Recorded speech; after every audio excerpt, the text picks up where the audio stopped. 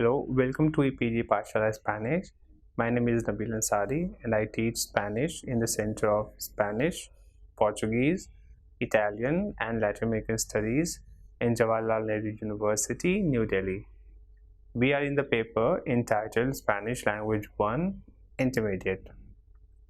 In this module entitled Preparing for College and Filling Forms, you will learn the differences between Spanish and Indian university systems, and you will also learn about one of the main scholarship programs between European Union and developing countries. At some point in life, everybody needs to prepare for college application. This is a difficult task as you have to apply to colleges, sit in the entrance tests, give interviews, fill several forms, and finally get admission to that particular institution or college. Rahul, our Indian friend in Madrid, learns about the education system in Spain and how to prepare for college through Ana, Guillermo's sister. Ana has just passed high school and is preparing to apply to the college of her own choice. After listening to her, he ponders over the Spanish university system and compares it to India. First, take a look at some of the common terms related to the Spanish university system.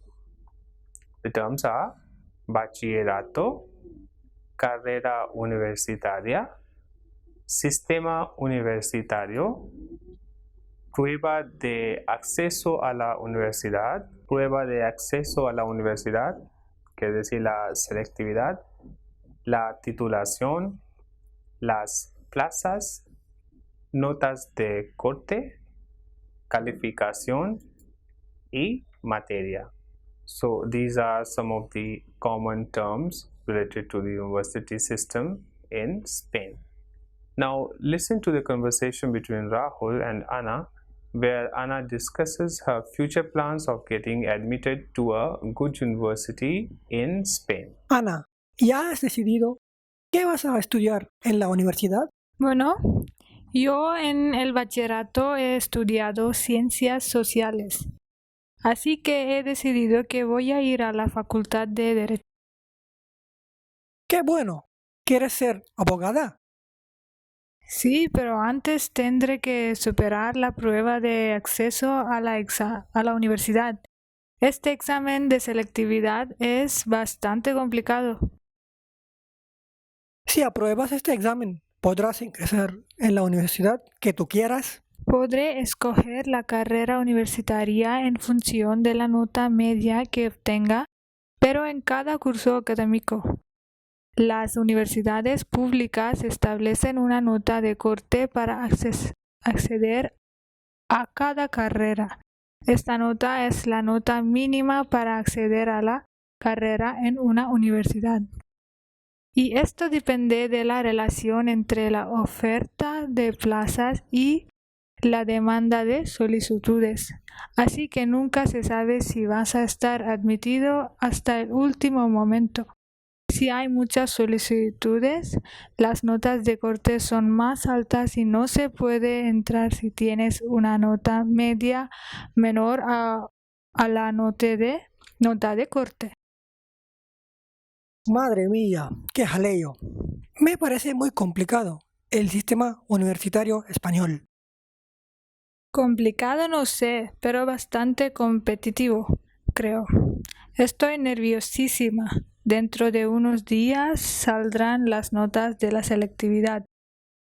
Tranquila, te va a salir súper bien. So in the previous conversation, future plans are described through the use of future tense in Spanish. For example, cursaré los estudios de derecho. Primero, tendré que superar la prueba de acceso a la universidad. Podrás ingresar en la universidad de tu selección. In these sentences and in the last question, the future tense are used. So in these sentences, the future tense is used with the verb cursar.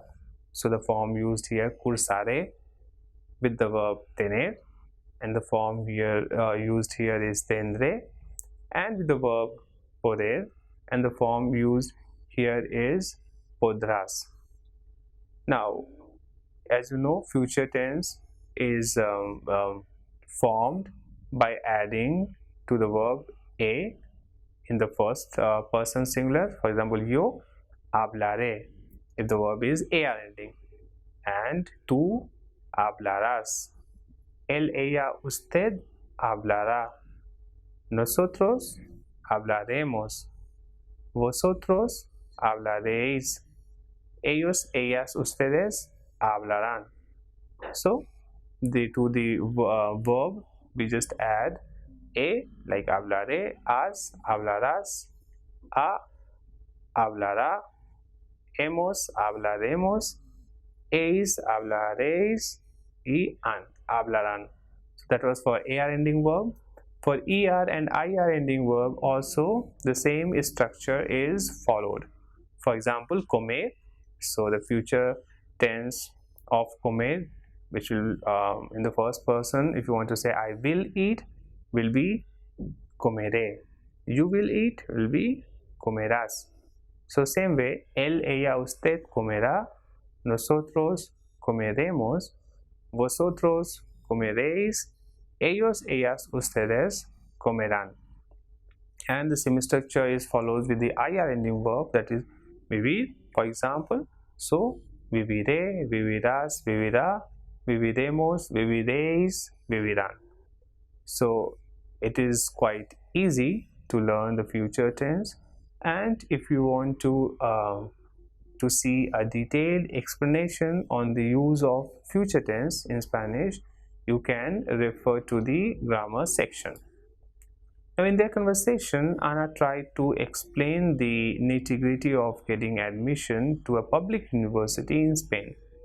Let's know a little bit more about the educational structure followed in Spain. So the educational structure, so the most basic one, or the education starts with educación primaria, that is primary education.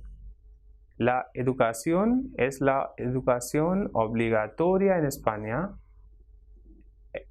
desde los 6 años hasta los 12 años. Está organizada en 3 ciclos y cada ciclo comprende 2 años. El objetivo principal es promover la socialización de los niños e integrarlos a la cultura del aula. Entonces, como hemos visto, que la educación primaria en España es desde los 6 años hasta los 12 años y que son en 3 ciclos de 2 años. Las aulas pueden tener un máximo de 25 alumnos y son aulas mixtas. Mixtas quiere decir con niños y niñas. Los niños empiezan a aprender una lengua extranjera a partir de los 8 años. So, what we have seen about the primary education in Spain is that the classes over there have almost 25 students, and they are co-ed, which means that there will be boys as well as girls, and the student starts learning a foreign language very early, and that is when they are of 8 years they start learning another language. Después de la educación primaria vamos a ver la educación secundaria obligatoria, que es ESO. Es también obligatoria desde los 12 hasta los 16 años de edad. Tras haber finalizado la educación secundaria, se puede optar por una continuación voluntaria de la educación secundaria en forma de bachillerato o realizar la formación profesional de grado medio y de grado superior, que tienen una orientación eminentemente laboral. Se trata de aprender la ciencia que se esconde detrás de cada oficio: artesano, programador, fontanero, peluquero, etc. Entonces, la segunda etapa de la educación en España es la educación secundaria obligatoria. Y como hemos visto, que la educación también obligatoria es también obligatoria desde los 12 años hasta los 16 años de edad. Y después de la educación secundaria obligatoria, vamos a ver el bachillerato. ¿Qué quiero decir con el bachillerato? Después de terminar la educación secundaria, los alumnos pasan al bachillerato, a un ciclo de formación profesional de grado medio. Esta etapa no es obligatoria. Dura 2 cursos académicos y en el bachillerato los alumnos pueden elegir distintas modalidades, como artes, ciencias de naturaleza y tecnología, humanidades y ciencias sociales. Solo después de aprobar el bachillerato se puede cursar la carrera universitaria o la formación profesional de grado superior. Entonces, el bachillerato consiste de 2 ciclos y dura 2 cursos académicos. And this is it should not be confused with the bachelor degrees of Indian education system. So after the students over there finish their bachillerato, they can start with the graduation, that is called estudios universitarios, that is university studies, and the graduation is called as el grado. Now, what is el grado? Vamos a ver. Para cursar una carrera universitaria es obligatorio haber superado la prueba de acceso a la universidad, también conocida como selectividad, o bien la prueba de técnico superior que se obtiene tras aprobar los estudios de formación profesional de grado superior. El grado es de 3 o 4 años y tiene entre 180 y 240 créditos, which in English is ECTS o STS en inglés. Eso es la información sobre el grado, que es de 3 o 4 años y tiene entre 180 y 240 créditos. So it is a bit different from the Indian education system. The graduation over there is can be of 3 years or 4 years, and consists of 180 and 240 credits. But here in India, normally the graduation is of 3 years duration. After the graduation, let's talk about the masters. So después del grado, según la estructura, viene el máster universitario. El máster supone una especialización en un ámbito concreto. Se estudia el máster después del grado. Está estructurado entre 60 y 120 créditos STS y dura 1 año o 2 años dependiendo de los créditos según las especificaciones del plan Bolonia. Thus, the master is in Spain can be of 60 or it can be of 120 credits. So if it is of 60 credits, it is of 1 year master, and if it is of 120 credits, it will be of 2 years depending on the specifications of the plan Bologna. So after the master comes the PhD or the doctorate, el doctorado.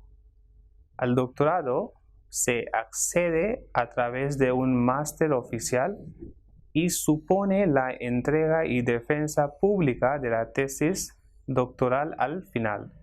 Dura casi 4 años. Thus, the doctorate in Spain is when a student finishes his or her master oficial, which normally is of 2 years duration.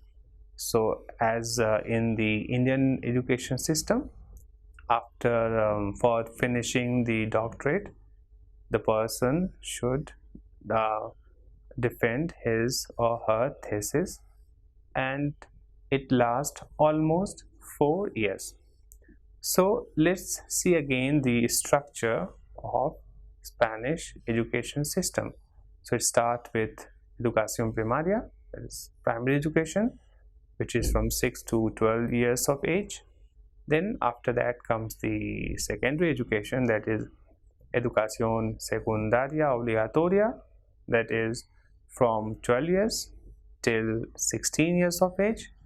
After educación secundaria comes the bachillerato, that is normally of 2 academic years, which in our education system will be like senior secondary. After bachillerato comes the graduation or the university studies, which in Spanish is estudios universitarios or el grado. El grado means the graduation, which is of 2 years, or which is of 3 or 4 years. Now it has 180 or 140 credits, depending which depends on the number of years of the graduation that the person is doing. Now, after the graduation comes el máster universitario, that is university master, and it will be of 1 year or 2 years duration. So if it is of 1 year, it will be of 60 credits, and if it is of 2 years, it will be of 120 credits. And after a person or a student does his master oficial, which is of 2 years, he or she can get admission in the doctorate, and the doctorate over there is normally of 4 years. Now, after having seen the educational system followed in Spain, let's see the grading system which is followed in the universities. The students are graded on a scale of 1 to 10, like it happens in some Indian universities too. So from 0 to 4.9, it is fail. From 5 to 6.9, it is pass. From 7 to 8.9, it is good. From 9, it is very good. And if a person gets a 10 out of 10, it will be excellent. Now we'll talk a bit more about this grade, which is excellent, that is if a person gets 10 out of 10. Now let's see how do we say the same thing in Spanish, or how this is said in the Spanish education system. De 0 a 4,9 es suspenso, significa fail. De 5 a 6,9 es aprobado, significa pass. De 7 a 8,9 es notable, significa good. De 9 es sobresaliente, significa very good. Y si alguien consigue 10, que se llama matrícula de honor, significa excelente. Now let's talk a bit more about this matrícula de honor, which is if a person gets 10. La matrícula de honor puede ser concedida a los estudiantes que han sacado una nota superior al 9 y han mostrado excelencia en cuanto a los trabajos hechos a lo largo de la duración del curso. el número total de las matrículas de honor no debe superar el 5% de los estudiantes matriculados en una materia durante el curso académico. So this excellent grade, that is, if a person gets more than 9, he, in the Spanish education system, he is getting matrícula de honor, which cannot exceed 5% of the students passed in a given course. Now, a person only gets matrícula de honor, which is very obvious, if he is excellent throughout the duration of the course. Spain has started following the European credit transfer system, and the equivalence is as follows. So now let's see the equivalence of the credit system followed in Spain. So if a person gets A, which is higher than 9, and frequently 10, which is matrícula de honor, which is honorable distinction. If a person gets B, which is can be sobresaliente, which is outstanding, and in the Spanish scale it will be de 9 a 9,5. If a person gets C, in the Spanish scale it will be de 7 a 8,9, which will be notable or good.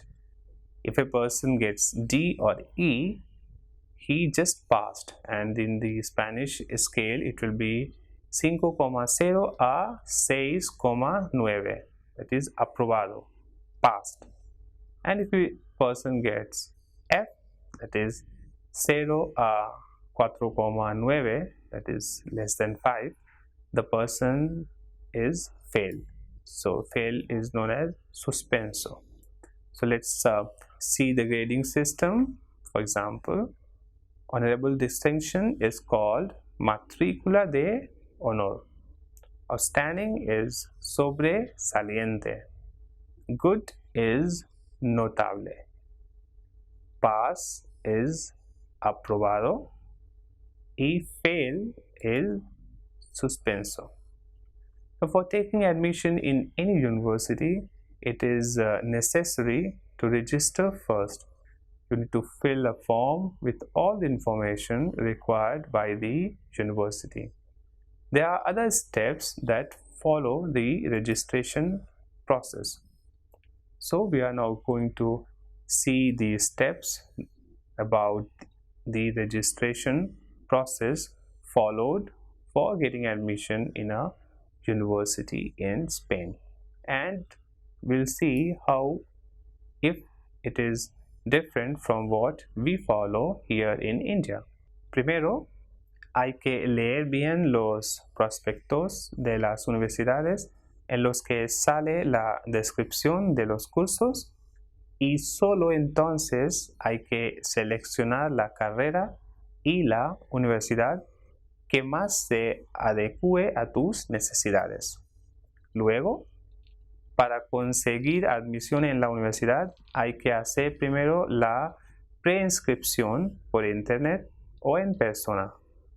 En la preinscripción están todos los datos e información relevantes exigidos por la universidad.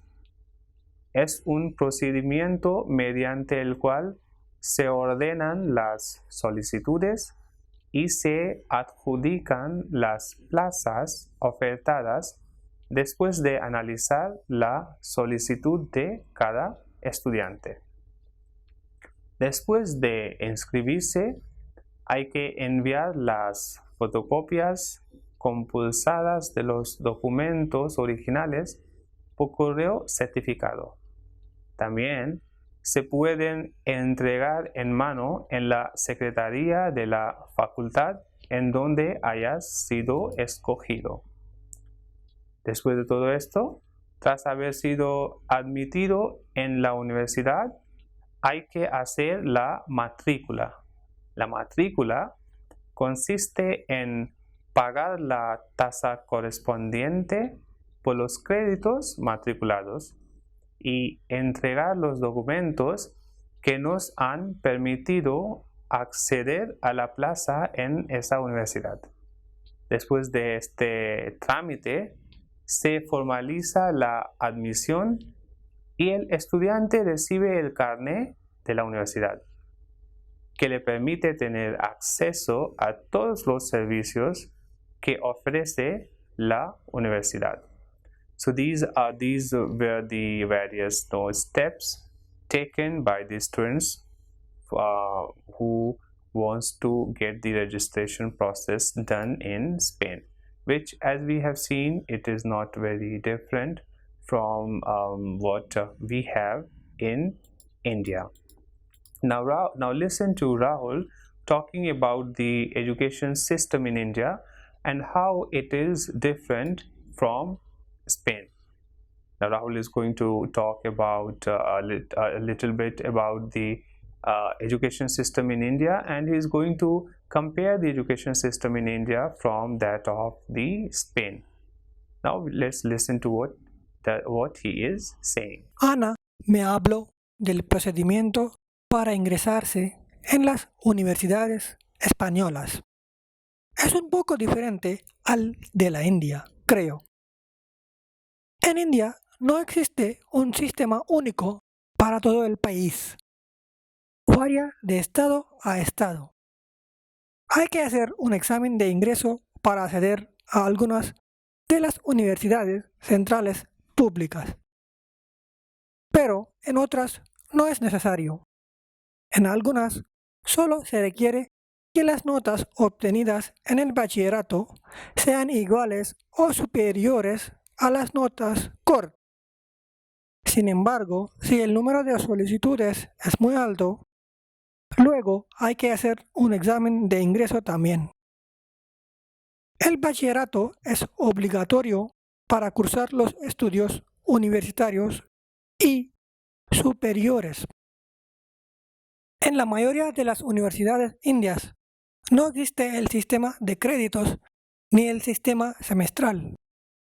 El curso académico comienza en julio y finaliza en mayo, a diferencia de España, donde el curso empieza en septiembre u octubre. Now, while we are talking about the educational system in Spain, how can we forget about the Erasmus Mundus program? Well, let's learn more about what this program is all about. Erasmus es un programa de intercambio estudiantil entre las universidades europeas. Se puede describir el programa como un programa de cooperación y movilidad en el ámbito de la educación superior, cuyo objetivo es mejorar la calidad de la educación superior europea y promover el diálogo y el entendimiento entre pueblos y culturas a través de la cooperación con países en desarrollo o en vías de desarrollo. Además, el programa Erasmus facilita el desarrollo de los recursos humanos y la capacidad de cooperación internacional de las instituciones de educación superior mediante el aumento de la movilidad entre la Unión Europea y los países en desarrollo o en vías de desarrollo. Los estudiantes Erasmus reciben una beca mensual que les ayuda a poder vivir en otros países sin incurrir en demasiados gastos a cuenta propia. España es un destino muy popular para los estudiantes Erasmus. De hecho, España recibe y manda el mayor número de estudiantes becados bajo este programa de intercambio. So, talking about the Erasmus Mundus program for Indian students, it is also very beneficial, as the Indian students also can apply to the various programs mentioned under Erasmus Mundus. And as the text says, the scholarship the students receive receives a scholarship which is sufficient for them to stay in these countries, these European countries. And the Erasmus under the Erasmus Mundus program, Spain has come out to be a very popular destination, and in fact Spain is a country which receives one of the most number of students, as well as from there most scholarships are received by the students. Now let's see what you have learned in this lesson. In this lesson you have learned el sistema educativo de España, and in this we learned about the educational system, the educational structure of Spain, los distintos niveles de estudios superiores, la diferencia entre universidades públicas y privadas, los pasos para ingresar en la universidad, so the various steps in order to get admission in the university, in which we talked about okay what we are supposed to do first, then what and how to get the registration process done in the Spanish university. And we also talk about la diferencia básica entre el sistema educativo superior español y el indio, y además hemos mencionado qué es el programa Erasmus Mundus. So we have also talked about the Erasmus Mundus program, and I also mentioned why it is beneficial for the Indian students to apply for this program. And if you want to know more about these topics, or if you want to do more exercises or practices about the content mentioned in this module, you can refer to the e-text. Thank you.